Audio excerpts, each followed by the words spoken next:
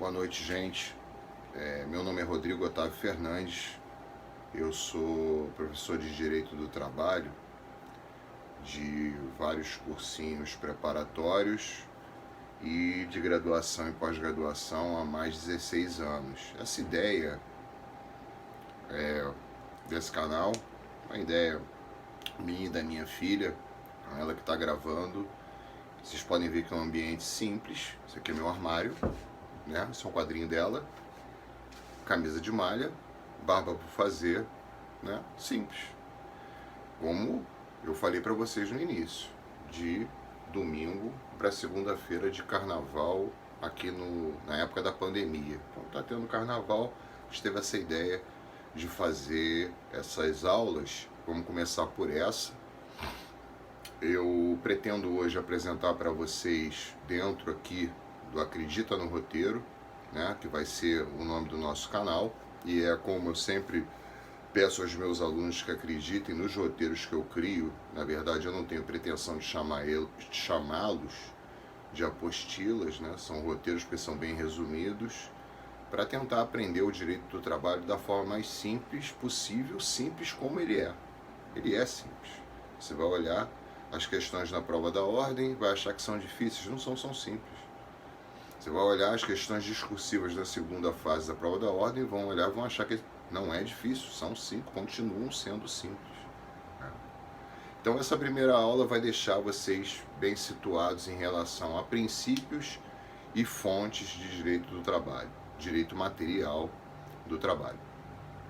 Geralmente, os professores costumam dar fontes antes de princípios. A maioria dos programas de ensino, né, das universidades e outras instituições, tanto de graduação quanto pós-graduação, elas colocam um ponto fontes antes do ponto princípios. Eu prefiro inverter isso. Acho que vai ficar mais fácil para vocês entenderem como se classificam as fontes, entendendo primeiro os princípios, né? Quando vocês forem pegar uma prova de direito do trabalho para fazer, seja em concurso, seja na faculdade, dificilmente vão questionar os senhores sobre a história do surgimento do direito do trabalho, né? Mas em resumo, o direito do trabalho surgiu para reduzir, né, para tentar reduzir, né, essa diferença de patamar entre empregado e empregador, entre trabalhador e tomador de serviço nas relações que não são as relações de emprego, nas relações de trabalho, de estágio, de trabalho temporário, terceirizado, temas que eu pretendo abordar nos próximos vídeos. Hoje nós vamos falar especificamente mais do início, que vai dar uma base bem sólida para vocês em relação a princípios e a fontes de direito do trabalho. O direito do trabalho ele surgiu mais ou menos lá pelo século XIX, com a Revolução Industrial Inglesa. Os trabalhadores já não aguentavam mais, não haviam regras de limitação de jornada, não havia repouso semanal remunerado, não havia proteção à mulher, proteção à gestante, a menores, não havia uma limitação de idade para se contratar, ou seja, o direito muito pouco, o Estado lato sensu, muito pouco se envolvia com as questões trabalhistas. E por isso, naquela época, o empregador fabril inglês, na maioria das vezes, exagerava. E até hoje é assim. Enquanto o Estado não se imiscui nas relações trabalhistas, o empregador só vai te dar, o tomador de serviço só vai prover aquilo que a lei determinar. E só vai se cingir aos limites que a lei colocar para ele como limites. Se não há limite de jornada, ele vai te colocar para trabalhar 16 horas. Ele tem um posto de gasolina que funciona 16 horas, 24 horas, ele vai te colocar para trabalhar o máximo de tempo possível para contratar o mínimo possível de empregados. Se não há um salário mínimo especificado para aquela categoria, ele vai te pagar o que der na cabeça dele.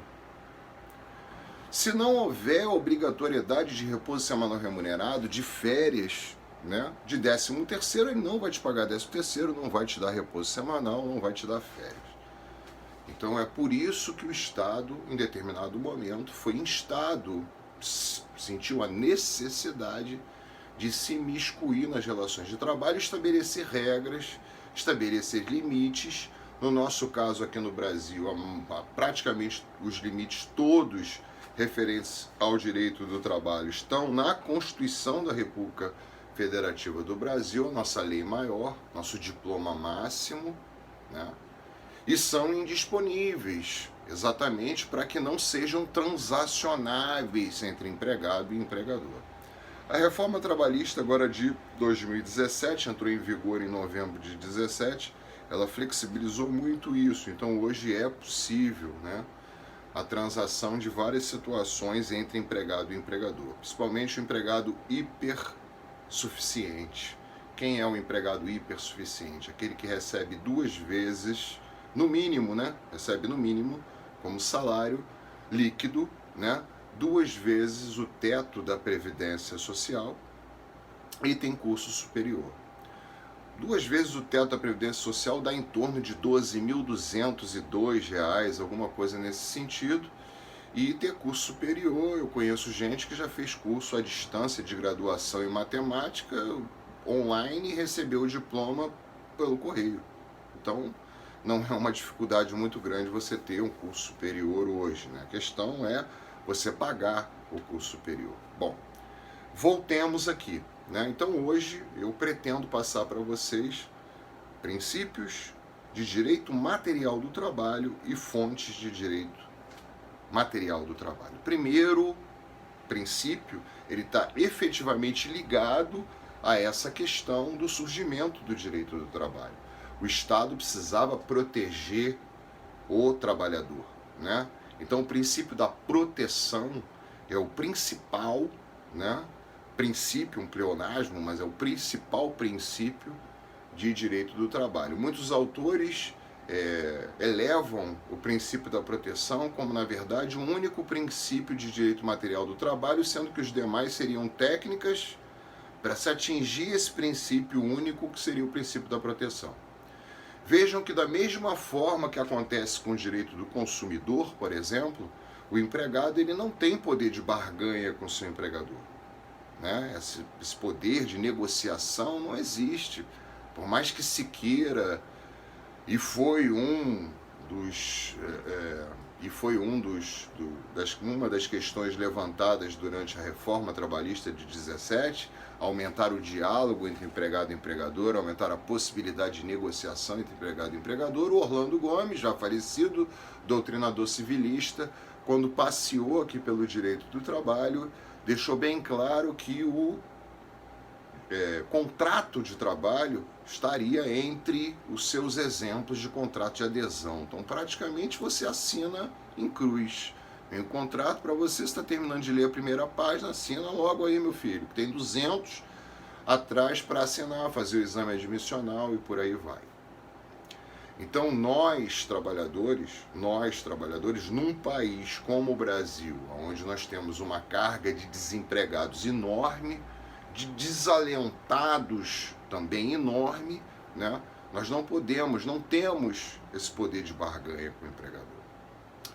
Bom, o princípio da proteção, como eu disse, então ele surge como uma vontade do Estado de tentar proteger essas relações sinalagmáticas, comutativas, entre empregado e empregador, entre trabalhador e tomador de serviços, né? Sempre dessa forma. Contrato de trabalho é um contrato diferente. Num contrato de compra e venda, eu tenho um terreno, você tem o dinheiro, você me dá o dinheiro, deposita na minha conta, eu passo a escritura do terreno para o teu nome, você vai no cartório, registra para valer contra terceiros, para valer erga omnes e acabou, está aperfeiçoado o contrato, resolvido. Bastam 2 folhas do Código Civil para resolver o contrato de compra e venda. Contrato de doação, outros contratos análogos. Contrato de trabalho, não. Contrato de trabalho, não. Eu trabalho, recebo salário. Trabalho, recebo salário. Trabalho, recebo salário. E às vezes eu trabalho, não recebo salário. Às vezes eu trabalho e a minha hora ultrapassa e eu não recebo as horas extras. Às vezes eu trabalho além, trabalhador urbano, trabalho além das 10 horas da noite, além das 22 horas, não recebo adicional noturno. Então é por isso que o Estado, quando eu falo Estado lato sensu, né? não o Estado da Federação. Então é por isso que o Estado vem para tentar amenizar essa diferença entre empregado e empregador, criando um arcabouço, né? Maurício Godinho Delgado costuma chamar de normas, eu prefiro chamar de regras, né? Então, um arcabouço de regras, né? Entendimentos doutrinários, jurisprudenciais e até principiológicos, como a gente está falando aqui hoje, que atenue, né, essa diferença entre empregado e empregador, para que pelo menos no campo jurídico, né, o empregado possa ter uma pseudo-equivalência com seu empregador. Digo pseudo porque equivalência ele nunca terá, né? Nem mesmo com esse arcabouço todo de regras, princípios, axiomas, toda a estrutura jurisprudencial, doutrinária, normativa, nada disso vai fazer com que empregado e empregador estejam no mesmo patamar de igualdade. Sempre haverá uma hipersuficiência do empregador e uma hipossuficiência do empregado. E é isso que o princípio da proteção, primeiro e o mais importante princípio, vem tentar atenuar a diferença existente no campo fático, no campo real, entre empregado e empregador.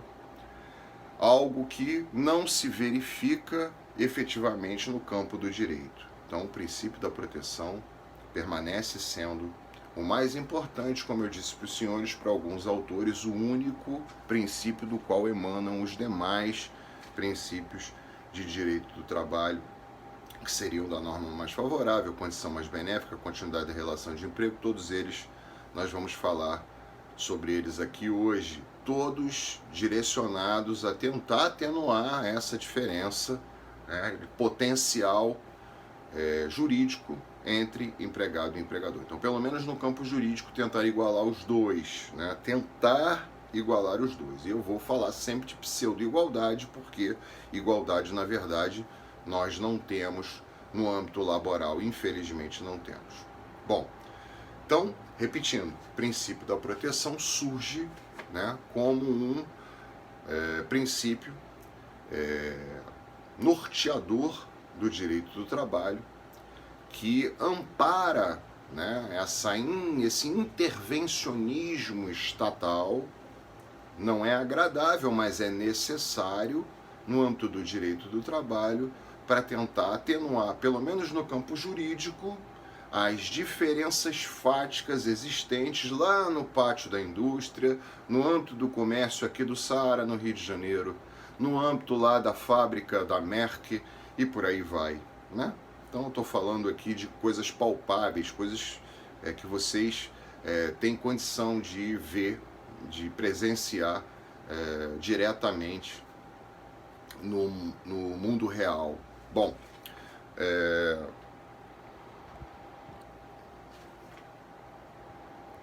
desculpa, gente, é a primeira, então a gente tem que dar uma acertada. Ah, agora melhorou, né? Dá para ver a cabeça toda. Beleza. Depois a minha filha vai editar isso tudo aqui, vai dar tudo certo. Ah, agora acho que ficou melhor. Bom, então retornando, após o princípio da proteção, outros princípios que a gente vai ver, né, aqui seriam o princípio da norma mais favorável, né? Eu repito, eu prefiro chamar de regra mais favorável, né? Então, alguns constitucionalistas entendem que norma seria algo maior, né, que envolve um conceito aditivo entre regra e princípio, dando ao princípio, obviamente, a mesma ou força maior até do que da própria regra, do que da própria lei, né, do que do próprio dispositivo estabelecido em convenção ou acordo coletivo. Então, a norma seria algo maior, que envolveria uma estrutura aditiva, uma equação de adição entre a regra e o princípio. Então eu prefiro chamar o segundo princípio, depois do da proteção, do direito do trabalho, de regra mais favorável. Essa regra mais favorável, ela vai atuar em 3 direções. A primeira direção no momento da criação da regra jurídica. Não adianta eu criar regras para o trabalhador piores do que as que já estão.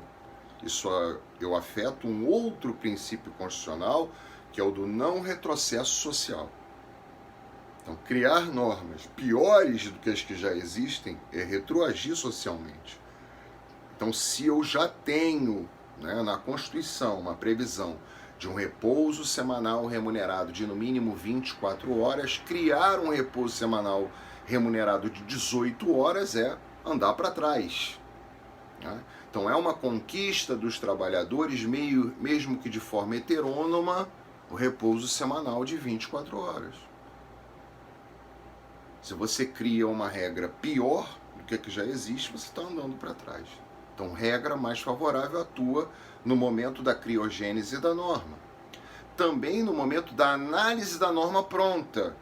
Então, no momento em que a norma está pronta, a lei está pronta, a convenção está pronta, o acordo foi assinado, acordo coletivo, né? Tem forma de contrato e alma de lei segundo Carnelucci. Então, quando eu for analisar essa regra for confusa, for dúbia, de difícil interpretação, eu vou utilizar o brocado indúbio pro operário. Eu vou entender que o Estado ou as próprias categorias quiseram criar normas para si melhores do que as que já existem. Óbvio, ninguém vai criar uma norma pior do que a que já existe, já que aquela primeira regra já é uma conquista social daqueles trabalhadores. E o terceiro e o mais conhecido ponto da regra mais favorável é a comparação entre regras potencialmente aplicáveis ao caso concreto. Todo caso concreto, né, trabalhei além das 10, não recebi, ou recebi, estou achando que recebi abaixo do teto do piso da minha categoria, tive um repouso semanal diferente do que eu acho que é o correto. Eu sempre vou analisar quais as regras potencialmente aplicáveis àquela categoria. Então, um exemplo, vigias, vigilantes, né? Então os caras têm o adicional noturno normal do trabalhador urbano é de 20%, né? Começando às 22 horas de um dia e indo até às 5 horas da manhã do outro. Então essa é a regra mínima, 20%.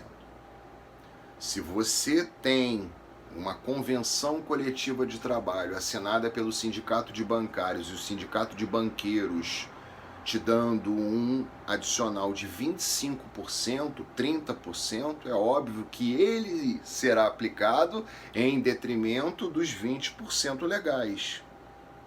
Repito, a convenção e o acordo coletivo são tidos por contrato na sua forma, mas por lei na sua alma, segundo Carnelucci. Então, se eu tenho algo melhor para aplicar para o empregado, a nível legal, a nível normativo, é esse diploma que eu vou aplicar ao empregado, e não aquele primeiro que falava em 20%. Outro princípio é o princípio da condição mais benéfica. Muitos confundem a regra mais favorável e a condição mais benéfica. A condição mais benéfica nada tem a ver com a regra mais favorável. E quando a gente falar de fontes, a gente vai conseguir desmembrar o que gera regra mais benéfica e o que gera condição mais favorável, condição mais benéfica. A condição mais benéfica são aquelas condições que eu adquiro contratualmente ou de forma regulamentar ou através de usos praticados entre o trabalhador e o empregador ao longo do contrato de trabalho. Então, se eu fui admitido por determinada instituição de ensino há 16 anos atrás, eu carrego comigo as condições mais benéficas do contrato que eu assinei há 16 anos atrás, do regulamento empresarial que vigorava há 16 anos atrás. Então, se um outro professor, vai olhar o olerite do professor Rodrigo, né, do professor Rodrigo Otávio Fernandes, que sou eu, vamos lá. Por que o seu olerite tem anuênio e tem triênio e o meu não tem? O meu tem anuênio e tem triênio porque eu fui contratado há 16 anos atrás. E o regulamento empresarial de 16 anos atrás contemplava anuênio e triênio. No seu não tem porque você foi contratado no ano passado. No ano passado já era outro regulamento. Então a empresa ela pode mudar o regulamento a hora que ela quiser. O regulamento, segundo o professor Maurício Godinho Delgado, ele faz parte do meu contrato. Ele é cláusula integrante do meu contrato de trabalho. Então, todo benefício que eu adquiro por contrato, todo benefício que eu adquiro por regulamento ou por uso específico, personalíssimo entre empregado e empregador, eu incorporo a minha vida dentro da empresa e eu carrego comigo como condição mais benéfica. E essa condição não poderá ser alterada a não ser para melhor, como diz o artigo 468 da CLT. O artigo 468 da CLT é a materialização, no âmbito do direito do trabalho, do direito adquirido, né, com esteio constitucional. Então, direito adquirido no direito do trabalho é materializado pelo artigo 468. O princípio da condição mais benéfica, ele tinha antes de 2017, antes da reforma trabalhista, uma exceção. O empregado de confiança, ou seja, aquele empregado que é a figura da empresa dentro de um estabelecimento, então, exemplo, dentro de uma agência bancária em Copacabana, de um banco qualquer, de um banco Alfa, por exemplo, né, você tem um gerentão. Esse gerentão, seu Paulo, uma outra figura aqui do nada, né, tirei um exemplo.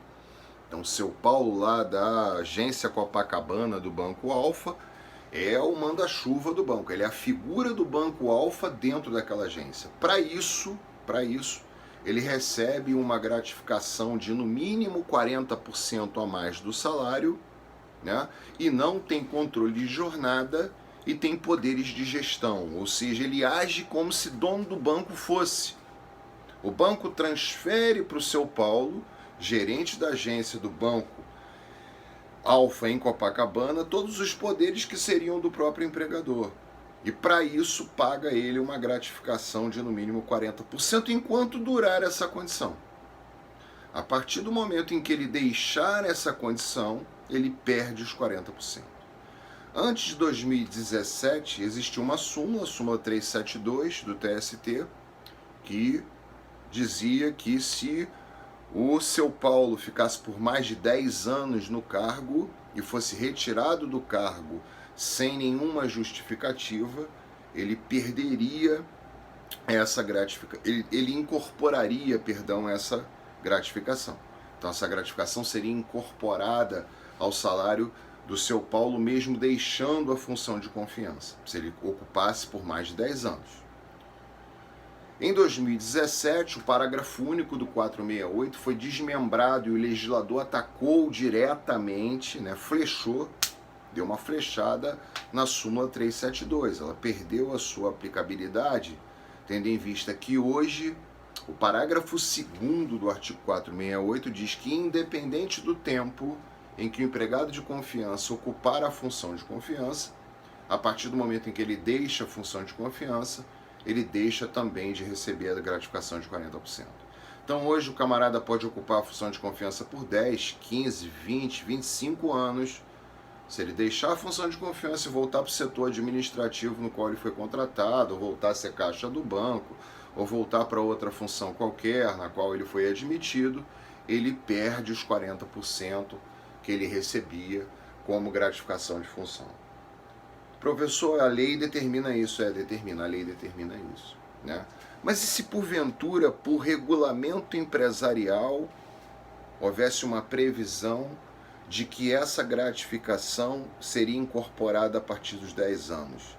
Vale o regulamento ou vale a lei? Vale o regulamento. Porque o regulamento é a condição mais benéfica. Então, por conta da norma mais favorável, ele perde. A regra, quando muda, muda tudo. Essa questão de falar, eu estou pela lei antiga, eu estou pela regra antiga, eu estou pela... é cafona.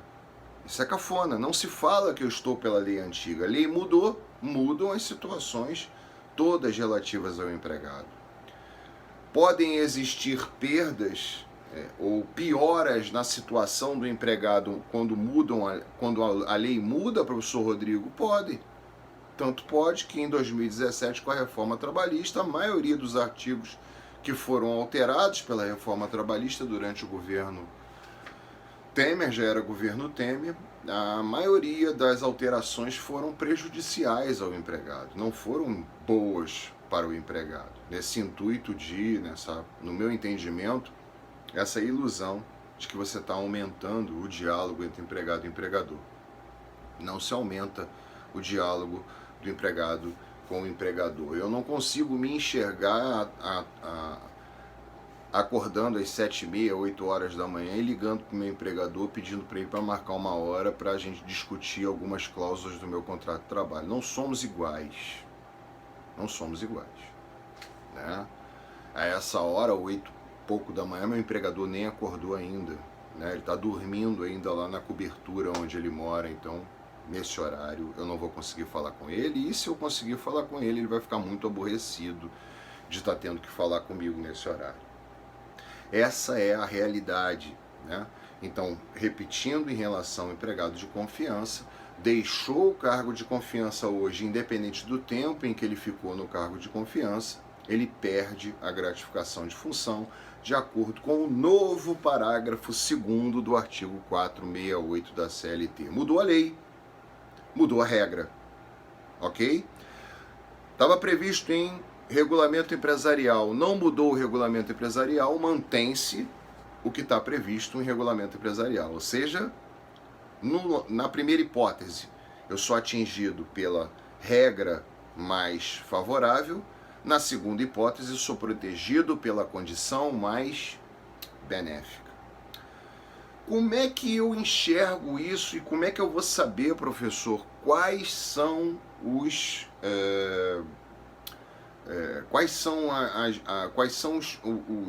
o que me gera regra mais benéfica e o que me gera condição mais benéfica? O que me gera norma mais favorável, regra mais favorável, e o que gera para mim a condição mais benéfica? Quando eu entender bem fontes. Bom, então a gente dá uma parada no meio dos princípios, eu não acabei com princípios, e a gente vai desenhar 2 quadrinhos aqui, tá? Então no primeiro quadrinho, eu vou ter tudo o que me gera, né? Nesse quadrinho eu vou ter tudo o que me gera norma ou regra, como a maioria dos autores chamam de norma, eu vou falar de norma mais favorável. E nesse segundo quadrinho aqui, eu vou ter tudo o que me gera condição mais benéfica. É. E como é que eu vou saber isso, professor? Quando eu conhecer as fontes, né? Primeira coisa em relação à fonte. O que é fonte? Fonte é manancial, né? Da onde nascem as demais coisas, né? A fonte material ou primária de direito do trabalho são as greves, as revoluções, como foi a Revolução Industrial Inglesa, os movimentos paredistas, panelaço, né? Fora Beltrano, fora Ciclano, né? A maioria das fontes materiais estão no momento pré-jurídico, né? A partir das fontes, a Revolução Industrial Inglesa foi um dos marcos para a intervenção do Estado na legislação trabalhista, estabelecer limites para que o empregador fabril inglês não abusasse dos seus empregados naquela época, e isso se espraiou pelo mundo todo, e aqui a minha ideia é descomplicar e não complicar, né? Como eu disse, a maioria das fontes materiais, todas elas são produzidas no momento pré-jurídico, mas existem fontes materiais que são promovidas no momento pós-jurídico, por uma outra característica da fonte material.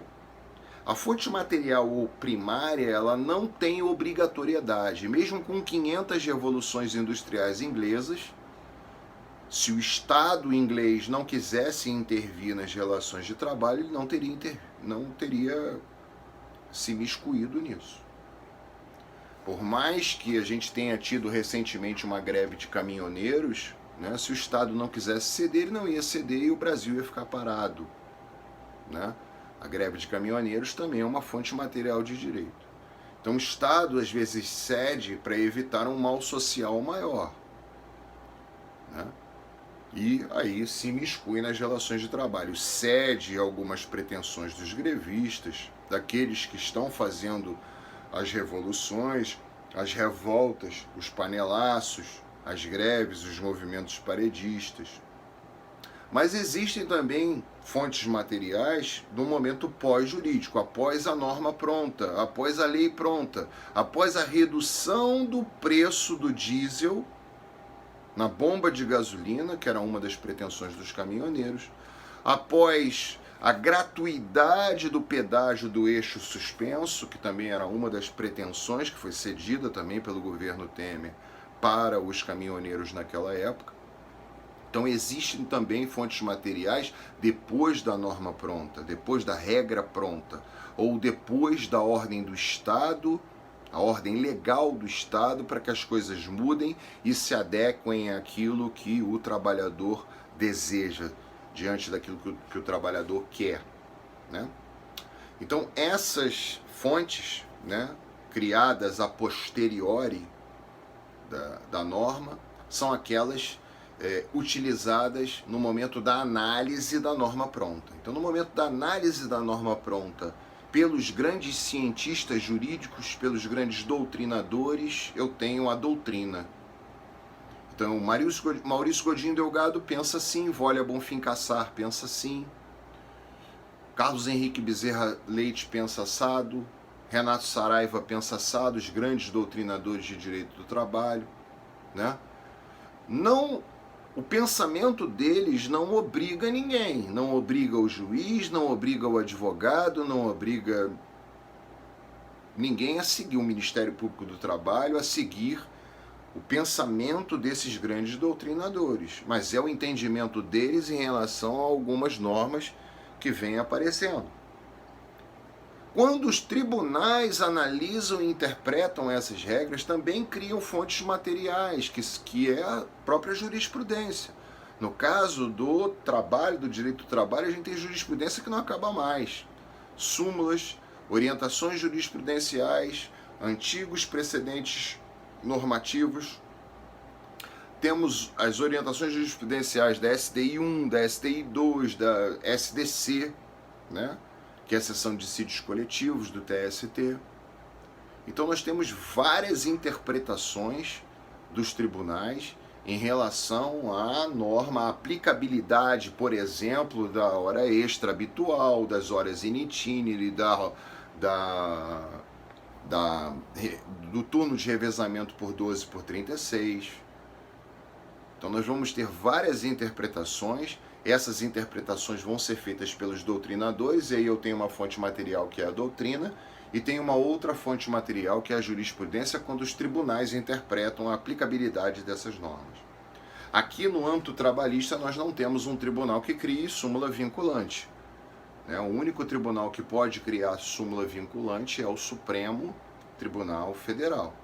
Então nós não temos fonte formal baseada em súmula. Diferentemente da fonte material de direito, a fonte formal de direito, a fonte formal obriga. A fonte formal, ela tem a estrutura e a forma do direito positivo. É a lei, é a medida provisória, a lei ordinária, a lei complementar, a medida provisória, a própria Constituição da República Federativa do Brasil. As convenções e os acordos coletivos, embora a convenção coletiva seja um mega contrato assinado entre o sindicato, exemplo, tá? O sindicato de bancários e o sindicato de banqueiros, e o acordo coletivo de trabalho seja mais específico, seja um acordo assinado, um mega contrato assinado entre o sindicato de bancários e um banco específico, um banco alfa, somente ele seria obrigado a cumprir esse acordo coletivo, tanto a convenção quanto o acordo coletivo, como eu disse, segundo Carnelucci, tem forma de contrato e alma de lei, então fonte formal também serão, né? Então também serão fonte formal de direito, tanto convenções, acordos coletivos, leis complementares, leis ordinárias, medidas provisórias, a própria Constituição da República Federativa do Brasil. Então aqui, ó, norma mais favorável. Quando eu vou aplicar a norma mais favorável? Quando é que eu vou aplicar a norma mais favorável? Quando eu estiver diante de leis complementares, leis ordinárias, medidas provisórias, acordo coletivo de trabalho, convenção coletiva de trabalho, ou seja, todas as regras produzidas com o intuito de normatizar as situações entre empregado e empregador, ou entre trabalhador e empregado, estarão no campo da norma mais favorável. E serão fontes. Eu posso até ter uma diferenciação entre essas fontes formais. Materiais nós já vimos que não são, né? Materiais nós já vimos que são as greves, os movimentos paredistas, panelaço, doutrina, jurisprudência. Então, dentro dessas fontes formais, eu vou ter fontes formais autônomas e fontes formais heterônomas. Quais seriam as fontes formais heterônomas? Aquelas que vêm de fora para dentro, ou seja, são criadas por aqueles que não são os destinatários diretos das regras. Quem produz lei complementar, quem produz lei ordinária é o Congresso Nacional. Depois sanção ou veto do Presidente da República. Funcionários públicos, deputados, senadores, funcionários públicos, produzindo regras a serem aplicadas ao empregado privado. Então são normas que vêm de fora para dentro, né? Medida provisória assinada pelo Presidente da República, outro funcionário público. Quando eu tenho uma regra produzida pelo próprio destinatário da regra, quando eu tenho uma regra produzida pelo próprio destinatário dessa regra, eu tenho acordo coletivo de trabalho e convenção coletiva de trabalho. Aí eu tenho fontes autônomas. E aqui eu tenho fontes heterônomas. Essa é a diferença. Professor, então um monte de empregados pode se reunir a Bangu, né, e discutir lá com o empregador e criar um acordo coletivo? Não, somente por intermédio do seu sindicato. Existe um princípio em direito coletivo de que os acordos e convenções coletivas necessitam da interveniência sindical obrigatória. Eu iria mais além, interveniência sindical obreira obrigatória, porque apenas o sindicato dos obreiros, dos trabalhadores, tem participação obrigatória nas convenções e nos acordos coletivos. Nas convenções coletivas de trabalho, eu tenho megacontratos entre sindicato de empregados e sindicato de empregadores, e nos acordos coletivos eu tenho sindicato de empregados versus empresa ou grupo empresarial. Essa é a grande diferença. Ou seja, o acordo coletivo é mais específico, né? Atinge especificamente uma empresa, no nosso caso o Banco Alfa, né, no exemplo que a gente deu, e o sindicato de bancários. Ou seja, o Banco Beta, o Banco Gama, o Banco Ômega não vão precisar, não são obrigados a observar os ditames do acordo coletivo de trabalho, assinado entre o Banco Alfa e o sindicato de bancários. Já na convenção coletiva, todos os bancos são obrigados a observar, porque o sindicato de empregadores banqueiros assinou um mega contrato com o sindicato de bancários, dentro daquela base territorial aonde vigora o poder daquele sindicato, lembrando que a base territorial mínima de um sindicato é um município. Então não tem um sindicato em bairro, não tem um sindicato em distrito. A base territorial mínima é um sindicato, é um município. Então eu sou professor, eu leciono, por exemplo, na Baixada Fluminense, lá tem um Simpro, Sindicato dos Professores da Baixada Fluminense, e leciono aqui no Rio, aqui tem outro Simpro, que é o Simpro Rio. O Simpro Rio observa a base territorial mínima município do Rio de Janeiro. Já o sindicato da Baixada Fluminense, ele já pega toda uma região metropolitana, mas também respeita a base mínima, que é a do município. Embora pegue Duque de Caxias, São João de Meriti, Nova Iguaçu, Queimados, toda aquela área da Baixada Fluminense é abraçada pelo Simpro Baixada Fluminense, ok? Bom, então vimos que a norma mais favorável, ela se aplica a essas fontes formais heterônomas de direito.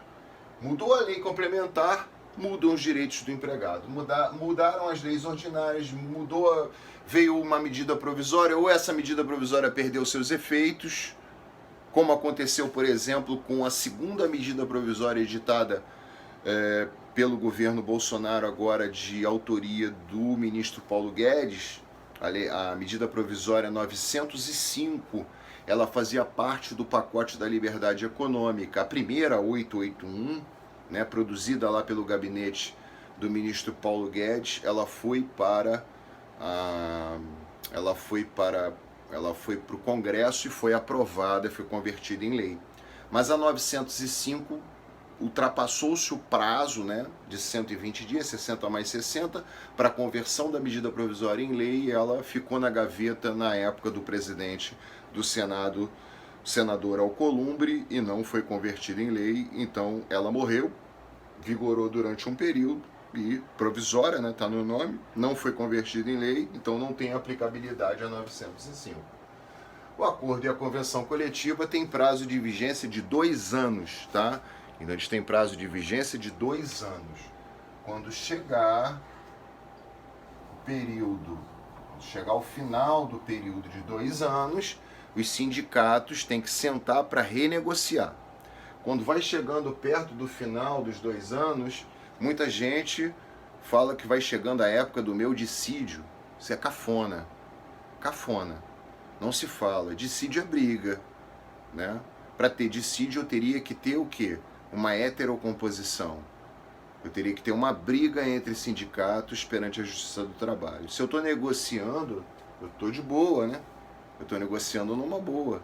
Estou sentado, negociando uma nova convenção, um novo acordo coletivo, para vigorar a partir do momento em que esses aqui terminarem a sua vigência. 2 anos. Então o ideal é chamar de data base. Chama de data base, não chama de dissídio. Dissídio é cafona. Beleza? Bom, do lado de cá, né, então a gente colocou um versos, né, aqui. Eu vou tratar das não fontes. O que não é fonte, professor? Se não é fonte, eu aplico o princípio da condição mais benéfica, ou seja, eu incorporo a não fonte como direito adquirido e levo comigo para toda a vida. Dentro da empresa, claro, dentro da empresa eu incorporo a não fonte ao meu contrato de trabalho e vou embora com ela. Por isso que o professor Rodrigo recebe ano N, triênio até hoje. E o professor que entrou agora, ou entrou há 2 anos, não recebe. Porque o regulamento empresarial atual não prevê ano N e triênio. Beleza. Quem são as não fontes? Primeiro, se eu estou falando que incorpora o meu contrato de trabalho, contrato de trabalho.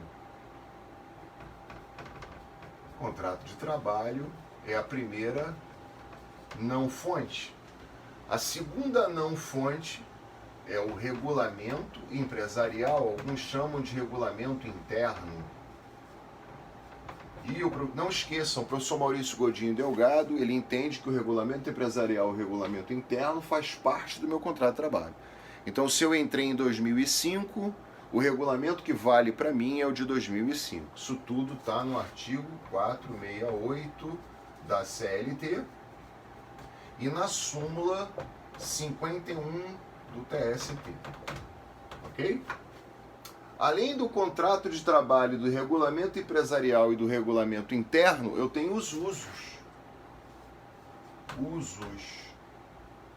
Contrato de trabalho, regulamento empresarial e usos. Professor, não seriam usos e costumes? É um erro muito grande você botar na mesma panela usos e costumes. Os usos estão aqui. Os costumes estão aqui. É só eu lembrar que o common law, né, os costumes, eles abraçam toda uma população ou toda uma unidade obreira de forma geral, indistinta, independente de condições personalíssimas. Os costumes são criados por nós mesmos, então são fontes formais autônomas, como as convenções e acordos coletivos. Nós criamos os costumes. Eu estou dando aula para vocês aqui com uma camisa de malha. Quando que no passado, na época do meu avô, por exemplo, se imaginaria um professor de direito dando aula com uma camisa de malha? Teria que estar de terno. Terno, 3 peças, paletó, colete, gravata e calça de terno. Eu estou de camisa de malha. Então os costumes mudam conforme o comportamento da população vai mudando. No nosso caso, conforme o comportamento da população obreira vai mudando, os costumes têm tanta força que são capazes de produzir mudanças nas leis ordinárias, na medida provisória. Aqueles que gostam de direito penal vão lembrar que lá atrás, no passado, o adultério dava cadeia. O adultério dava cadeia. Hoje o adultério não dá mais cadeia. Saiu do Código Penal o adultério. Hoje ninguém mais é preso por praticar o adultério. Questão de mudança de costumes. Não é um costume mais, né? Se prender alguém, cercear a liberdade deste alguém por ter praticado o adultério. A pessoa que foi traída ainda tem direito a postular na justiça comum uma indenização de cunho moral por ter passado um constrangimento, ter adquirido até uma depressão, uma patologia de origem psicológica, claro, da justiça comum. Não direito público, não ter a pessoa que praticou o adultério, o seu direito de ir e vir cerceado pelo direito penal, né? Então ela vai sofrer as consequências no âmbito da justiça civil e não da justiça criminal, beleza? Bom, voltando. O que então difere, professor, os usos dos costumes? Os usos eu trago para uma situação mais fechada, né? Então eu tenho uma empregada, eu sou dono de uma empresa, eu tenho uma empregada que recentemente voltou da licença maternidade e ela precisa deixar um menino na creche antes de trabalhar. A creche abre às 8, a empresa abre às 8. E eu tacitamente tolero que ela chegue às 8h15, 8h20. Eu sei que a creche fica a uns 2 quarteirões da empresa, mas ela precisa esperar a creche abrir para deixar a criança lá e depois se deslocar até o trabalho. Então é uma pessoa que sempre chegou no horário, mas agora tem chegado às 8h15, 8h20. Eu estou praticando com ela tacitamente um uso, porque ela tem uma condição personalíssima.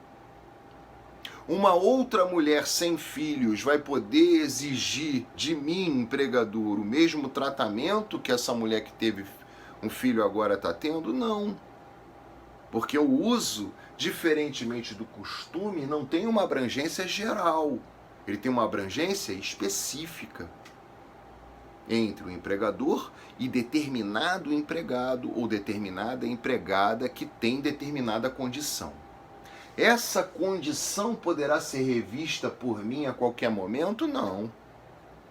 Se eu já venho habitualmente permitindo que essa moça, que teve o neném há pouco tempo, se atrase para o trabalho entre 15 e 20 minutos, porque ela precisa esperar a creche abrir para deixar lá o garoto e depois ir para chegar até a empresa, eu não vou poder voltar atrás, porque isso vai ter incorporado ao patrimônio jurídico dela como cláusula de contrato de trabalho, como se fosse regulamento empresarial.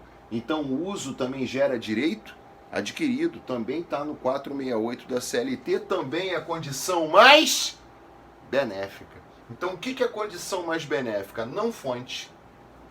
Quem não é fonte, contrato de trabalho, regulamento empresarial, regulamento interno e uso.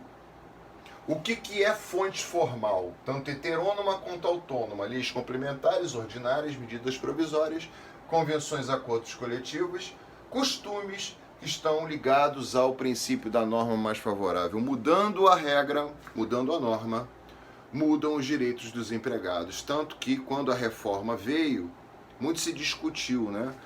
E aí, eu tô pela lei anterior à reforma ou pela lei atual? Todos os empregados estão pela lei nova, gente. Todos. Vejam, olha só que loucura. Um empregado de confiança que antes da reforma trabalhista, antes de 2017, tinha, vamos dizer, 15 anos no cargo e a qualquer momento, se fosse retirado do cargo, incorporaria a gratificação de confiança, hoje não incorpora mais, porque a lei mudou. E ele só tinha essa garantia porque a garantia lhe era dada por uma fonte material não obrigatória, que era a jurisprudência, a súmula 372.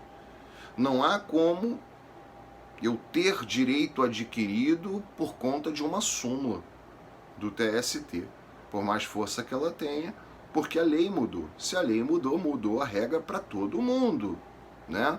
Pessoal que trabalhava em escala de 12 por 36 recebia por força da súmula 444 do TST os feriados em dobro. Quando a minha escala caía em feriado, eu recebi o feriado em dobro. Hoje não recebe mais, porque a reforma trabalhista mudou isso. Então quem está em escala de 12 por 36 e as 12 horas caem em dia de feriado, vai receber simples como qualquer outro empregado que trabalha em dias que não são feriado. Simples assim. Mudou a lei, mudaram os direitos do empregado. Por isso, norma mais favorável. Condição mais benéfica, direito adquirido. Incorpora ao meu contrato de trabalho. Beleza, gente? Professor, eu continuo na dúvida em relação à aplicação desse princípio da norma mais favorável, da regra mais favorável, como você falou, Rodrigo. Tem como você dar uma clareada nisso aí? Bom, tem. Claro que tem. Vocês lá em Introdução ao Estudo do Direito aprenderam com o professor de Introdução ao Estudo do Direito uma pirâmide, né? A pirâmide de Kelsen, um alemão, né? Então ele desenhou no quadro lá para vocês, ó, Kelsen. Ele desenhou uma pirâmide para vocês, onde ele dizia que aqui no topo da pirâmide, né, hierarquicamente, então isso é uma hierarquia de leis, né? Então ele desenhou essa pirâmide e ele colocou aqui no alto quem? A nossa lei máxima, a nossa lei maior, a Constituição da República Federativa do Brasil. Aqui no meio ele veio com outras leis que têm que estar subordinadas à Constituição, não podem com ela conflitar. As leis complementares, leis ordinárias e medidas provisórias, né? E aqui embaixo ele colocou outras regrinhas, né? Regulamento interno, regulamento normativo, norma geral, decretos, né? E por aí vai. Todas aquelas outras regrinhas que existem para tornar exequíveis as medidas provisórias, as leis ordinárias, as leis complementares, e também com elas não podem conflitar, da mesma forma que não podem conflitar com a Constituição da República Federativa do Brasil. Ou seja, você tem uma pirâmide rígida, né, do alemão aqui, Kelsen, né, que primeiro traz a Constituição, em segundo lugar traz as leis complementares, leis ordinárias e medidas provisórias. E no fim da pirâmide, ou seja, os soldados, né, que tem que estar subordinados aqui aos sargentos e ao general, você tem os regulamentos, as instruções gerais, né, instruções reguladoras, decretos, normas gerais. No caso do direito do trabalho, a gente tem as NR, né, normas reguladoras do Ministério do Trabalho, né, que tratam sobre ergonomia, tratam sobre saúde, segurança do trabalho, agentes insalubres, né, a NR15, a NR16 trata dos agentes perigosos, a NR17 trata da ergonomia no trabalho e por aí vai, né? Aqui no direito do trabalho, a pirâmide é bem mais simples. Então você vai esquecer essa pirâmide aqui. Esquece a pirâmide de Kelsen. A nossa pirâmide aqui é muito mais simples. A nossa pirâmide aqui no direito do trabalho, tá? Para nós só interessa o vértice. Então a pirâmide trabalhista só interessa o vértice. E qual é o vértice da nossa pirâmide? Norma mais favorável. É essa a norma que vai vigorar sempre. Então, se o trabalhador, pela Constituição, por exemplo, tem 50% de horas extras para receber, ele faz horas extras. Pela Constituição, 50%. Pela sua lei específica, uma lei que foi criada pelo Congresso para ele, para beneficiar a categoria dele, uma lei ordinária, fala em horas extras para esse tipo de trabalhador a 60%. Né? E ele tem uma outra lei, né, que veio, uma lei complementar que trata de 70%. Qual é a que vai para o ápice da pirâmide? A lei complementar que trata dos 70%. Simples assim. Geralmente, quando se assinam convenções coletivas de trabalho e acordos coletivos de trabalho, é porque você está assinando algo melhor para a tua categoria. Então, na maioria das vezes, as convenções coletivas de trabalho e acordos coletivos de trabalho são conquistas maiores do trabalhador que vão levar o teu direito lá para o ápice da pirâmide. Então, se eu tenho 50% pela Constituição, se eu tenho 60% pela lei ordinária, na maioria das vezes, e isso a gente vê naquela vertente da criação da regra jurídica para o trabalhador, não vai adiantar nada eu criar uma convenção, um acordo coletivo que diga pior do que a lei já diz. Então eu vou criar uma convenção, um acordo coletivo que diga uma hora extra melhor, 70%, 75%, 100% e por aí vai.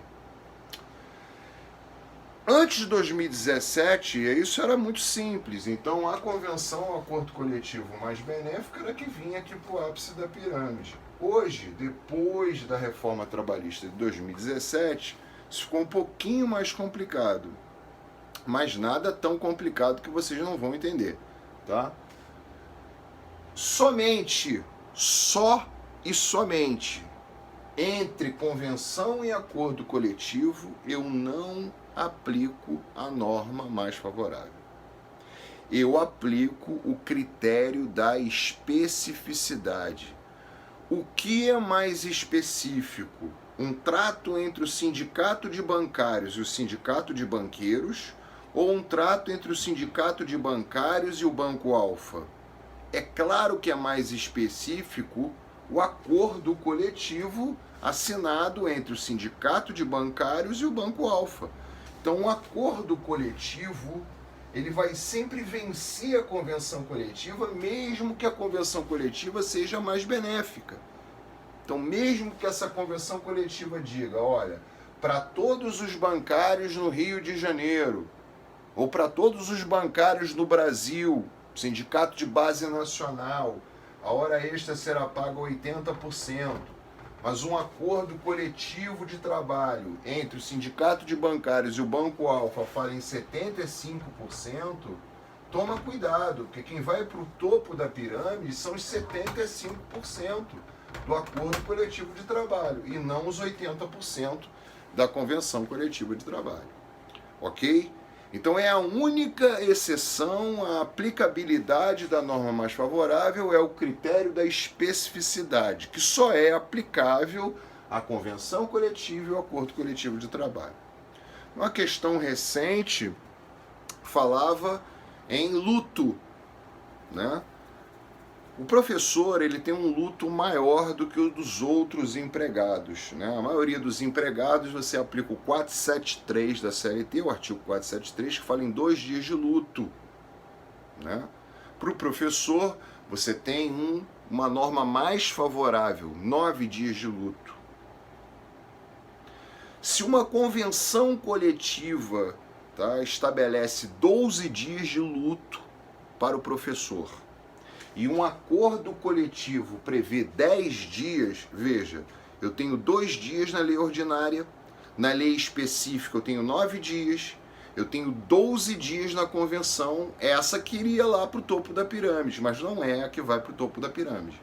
A que vai para o topo da pirâmide é o acordo coletivo feito pela instituição de ensino onde trabalha esse professor, de 10 dias, que é melhor do que os 9 da lei ordinária especial do professor, e mais específico, mesmo sendo menos benéfico do que a convenção coletiva de trabalho. Ok? Isso é importante. Cai demais. E agora, então, depois da reforma trabalhista, vai cair direto. Ok? Beleza. Bom, você já falou demais, Rodrigo, de proteção, condição mais benéfica como direito adquirido, 468 e súmula 51 do TST, no âmbito do direito do trabalho. Você já falou sobre norma mais favorável, critério da especificidade. Existem outros princípios? Existem. Existem outros princípios simples, o princípio da indisponibilidade ou irrenunciabilidade dos direitos trabalhistas. Sempre que houverem mais epítetos, né, tratando de um mesmo tema, eu vou tentar trazer para vocês todos os epítetos possíveis, né? Então, alguns autores chamam de indisponibilidade, outros chamam de irrenunciabilidade. Mesma coisa, tá? Então, o empregado, ele não pode dispor, ele não pode renunciar a direitos por ele conquistados. Então, se ele tem direito ao repouso de 24 horas, se ele tem direito a férias de 30 dias, se ele tem direito que essas férias sejam pagas com 2 dias de antecedência e avisadas por escrito mediante recibo 30 dias antes, pagas com o terço constitucional antes de eu entrar de férias. Se todos esses direitos são concedidos ao empregado, ele não pode transacionar esses direitos com o seu empregador, eles são indisponíveis. Ah, mas eu não quero ir para casa no final de semana, eu quero ficar aqui na empresa, na fábrica, aqui tem campo de futebol, aqui tem churrasqueira, aqui tem Xbox, aqui tem Nintendo, aqui tem totó, sinuca, não quero ir para casa, quero ficar aqui, tô brigado com a minha mulher. Meu amigo, tem que ir para casa. Você tá em repouso semanal remunerado. Não pode ficar dentro. Tem que ir para casa. Então são direitos indisponíveis, eu não posso dispor desses direitos, ok?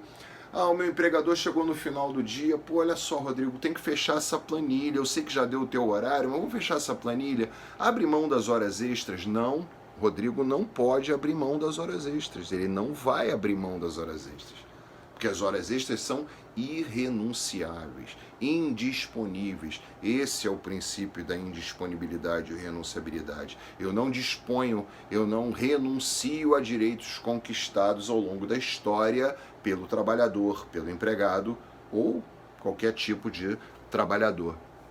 Além do princípio da indisponibilidade, nós vamos ter também o princípio da continuidade da relação de emprego. O princípio da continuidade da relação de emprego nada mais é que a materialização, tá? É a materialização da busca pelo pleno emprego, que é um desejo constante, uterino do Estado, né, de que todos estejam empregados. Então esse índice milionário de desempregados, de desalentados, não é o desejo de nenhum país, como não é o nosso desejo, como não é o desejo do Brasil. Então o desejo é de que todos estejam empregados. E a materialização da busca pelo pleno, total emprego para todos, tá? No direito do trabalho está na súmula 212 do TST. A súmula 212 do TST trata do princípio da continuidade da relação de emprego. Independente da redação da súmula 212 do TST, o que você tem que ter na tua mente, tatuado no teu cérebro, é que ela me dá duas informações importantíssimas, tá? Dentre os contratos a termo e o contrato por prazo indeterminado, na dúvida, reclamante não provou, reclamada não conseguiu provar o contrário, juiz está na dúvida, qual é a presunção relativa favorável ao empregado? De que o contrato dele se faz sempre por prazo indeterminado, ok? Então os contratos a termo são exceptivos, são exceções no direito do trabalho. Nas próximas aulas a gente vai tratar do contrato a prazo do 443 da CLT, a gente vai tratar de trabalho temporário, a gente vai tratar de contrato de safra, de obra certa, de aprendizagem, ou seja, de outros contratos que tem dia certo para começar e dia certo para acabar. Mas não é isso que o Estado quer.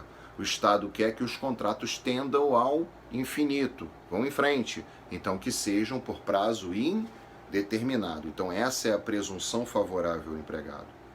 Outra presunção favorável ao empregado, oriunda da mesma súmula e do mesmo princípio, súmula 212, princípio da continuidade da relação de emprego, é de que se o contrato tiver que acabar, se o contrato por prazo indeterminado tiver que acabar, a presunção relativa favorável ao empregado é que ele terminou sem justa causa. Não existe outra forma melhor ou menos ruim, vamos dizer assim, para um contrato de trabalho acabar.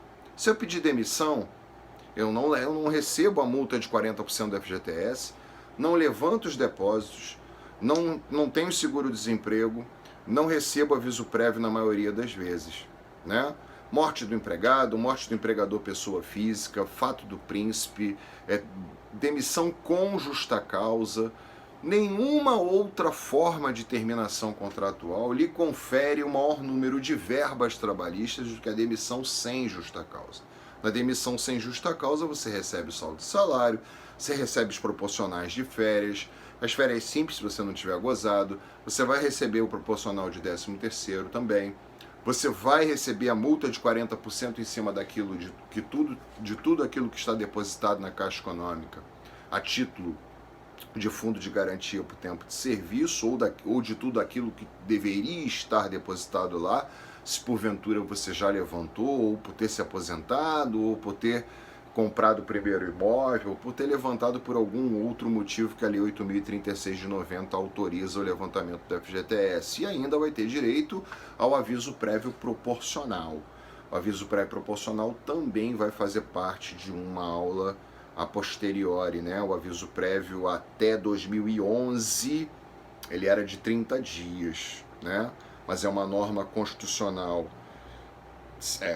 uma norma constitucional de eficácia contida ou restringível, segundo Maria Helena Diniz, que foi regulamentado em 2011 e hoje a cada ano completo de trabalho para o mesmo empregador, eu adquiro 3 dias a mais de aviso prévio. Então, só em resumo, se eu já completei o meu 3º ano de casa, eu já tenho 39 dias de aviso prévio, 30 que eu adquiri quando pisei na empresa, mais 9 dos 3 anos, 3 vezes 3, 9, 39 dias, e assim vai, 4 anos, 42, 5 anos, 45 e por aí vai, ok? Então é a melhor forma de terminação do contrato de trabalho, já que ele tem que terminar, é a terminação sem justa causa. Então, sempre que houver dúvida, prevalecem duas presunções relativas favoráveis ao empregado: contrato por prazo indeterminado e terminação do contrato sem justa causa, ok? Beleza. Além da proteção, da condição mais benéfica, da norma mais favorável, da indisponibilidade ou renunciabilidade de direitos trabalhistas, além da continuidade da relação de emprego, a gente ainda vai ter o princípio da primazia da realidade. Senhores, aqui no direito do trabalho prevalece o princípio da primazia da realidade. Muitas vezes, e muitos alunos, né? Professor, mas a minha carteira foi assinada assim, eu assinei um contrato eventual, autônomo, aprendiz, estagiário. Para todas essas questões existem regras específicas. Se o tomador ou empregador não cumpriu a liturgia para o contrato de aprendizagem, que a gente vai ver mais à frente também, se ele não cumpriu a liturgia para o contrato de estágio, se eu não sou estudante, eu não posso ser estagiário. Hoje, para ser estagiário, só provando matrícula e frequência regular nos cursos de ensino do artigo 1º da lei de estágio. Então, se eu não tenho a liturgia para algum outro tipo de vínculo contratual laboral com o meu tomador de serviços, o meu contrato é de emprego. E aí ele pode ser de emprego urbano, seletista urbano, se eu completar os requisitos da relação de emprego, né? Só aqui para a gente lembrar, a gente vai voltar a falar desses requisitos, tá? Pessoalidade, onerosidade, subordinação jurídica, não eventualidade e alteridade, aliabilidade ou arrenidar, vai depender do doutrinador que você estiver lendo. Então, se eu completar esses requisitos da relação de emprego e trabalhar em meio urbano, numa atividade econômico-financeira do tomador ou do empregador, eu sou empregado seletista urbano. Se eu trabalho no âmbito rural, para empregador rural que se dedica à atividade econômico-financeira ligada à agricultura ou à pecuária, e eu trabalho diretamente nessa atividade, e trabalho em prédio rústico, a gente vai falar disso mais à frente, nas regiões de campo, né, afastadas dos grandes centros, eu posso ser considerado empregado rural. E o empregado doméstico é aquele que trabalha para pessoa ou família sem fins lucrativos, sem fins econômicos lucrativos para pessoa ou família, né? Pode ser no âmbito urbano quanto no âmbito rural, mas eu trabalho nunca para uma pessoa jurídica, sempre para uma pessoa ou família sem visar lucro. O empregado doméstico não pode estar envolvido em atividade produtiva da pessoa ou família. Por isso que o Arion Sayon Romita, né, um doutrinador que já faleceu, dizia que se porventura eu coloco o meu empregado doméstico numa linha de montagem de quentinha, ou estou fritando salgadinho para vender e o meu doméstico está me auxiliando nisso, ou está atendendo no caixa do meu açougue do sobrado onde eu moro, há uma promiscuidade contratual. Quando há uma promiscuidade contratual entre o seletista urbano, o rural e o doméstico, vai prevalecer sempre o contrato mais favorável, mais benéfico, que é o contrato de seletista urbano e não o contrato doméstico. Professor, mas não foram igualados e direitos e obrigações os domésticos pela Constituição em 2013 com emenda constitucional, em 2015 regulamentado pela Lei Complementar 150. Eles não têm os mesmos direitos do empregado urbano e do empregado rural? Até tem, gente, mas na prática a gente vai ver que é muito melhor ser seletista urbano do que ser doméstico, independente de você ter igualado em direitos e obrigações, ok? Bom, além desses além do princípio, então, da proteção, que seria o cabeça, da norma mais favorável, além do princípio da condição mais benéfica, da indisponibilidade ou irrenunciabilidade, da continuidade da relação de emprego e da primazia da realidade, a gente vai encerrar com o princípio da territorialidade, né? O princípio da territorialidade nada mais é que algo que podia se aplicar no passado apenas a empregados na construção civil e técnicos brasileiros contratados para trabalhar no exterior, hoje você pode aplicar a qualquer empregado. Então foi estendido a todos os empregados a territorialidade. Então, se o empregado é contratado no Brasil para trabalhar na filial de uma churrascaria, qual a sede aqui no Brasil, em Miami, nos Estados Unidos, durante o período em que ele trabalhou nos Estados Unidos, se ele entender que a lei da Flórida, lá é uma confederação, né? Então as leis trabalhistas são por estado e não nacional, como é aqui no Brasil, de acordo com o artigo 22, inciso 1º da Constituição. Se ele entender que a lei da Flórida é mais benéfica que a lei brasileira, ele pode pedir ao juiz, no caso de uma demanda trabalhista aqui no Brasil, que aplique a lei da Flórida em detrimento da brasileira.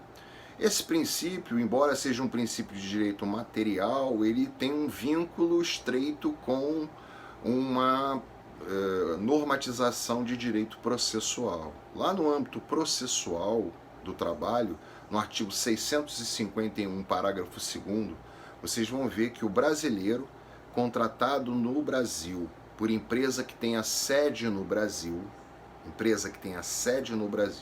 para trabalhar no exterior, e trabalhou durante um tempo no exterior, e retornou ao Brasil, ele pode ajuizar ação aqui no Brasil,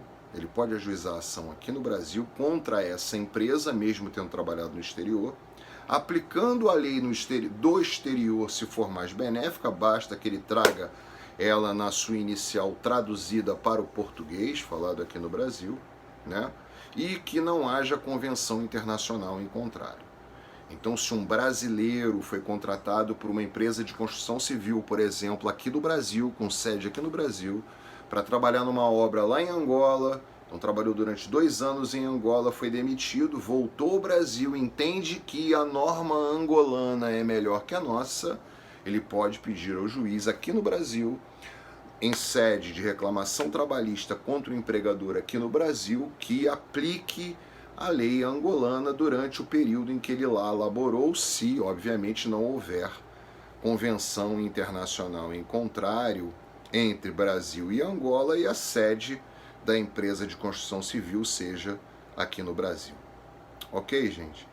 Então, eu tentei aqui com essa primeira aula,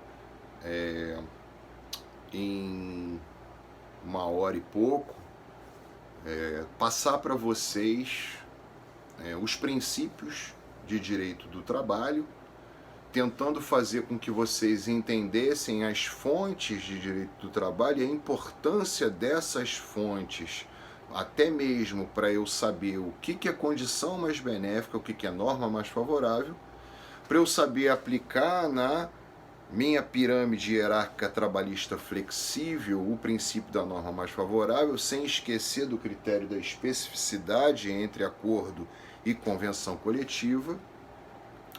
É obviamente um primeiro contato nosso, né? Eu espero que vocês tenham gostado, que eu tenha ajudado vocês, e se vocês quiserem receber as notificações das próximas aulas, basta ativar o sininho, se inscrever no canal, dar o seu like e faça seu comentário. Comente, tá bom, Rodrigo, continua, não continua, faz assim, faz assado. Manda uma sugestão para mim e a gente vai junto, né? Acredita no roteiro, acredita que ele vai te levar à vitória. O direito do trabalho é fácil, é tranquilo, tá? Não tem perigo. Um grande beijo no coração de vocês. Fiquem com Deus. Até a próxima. Tchau, tchau.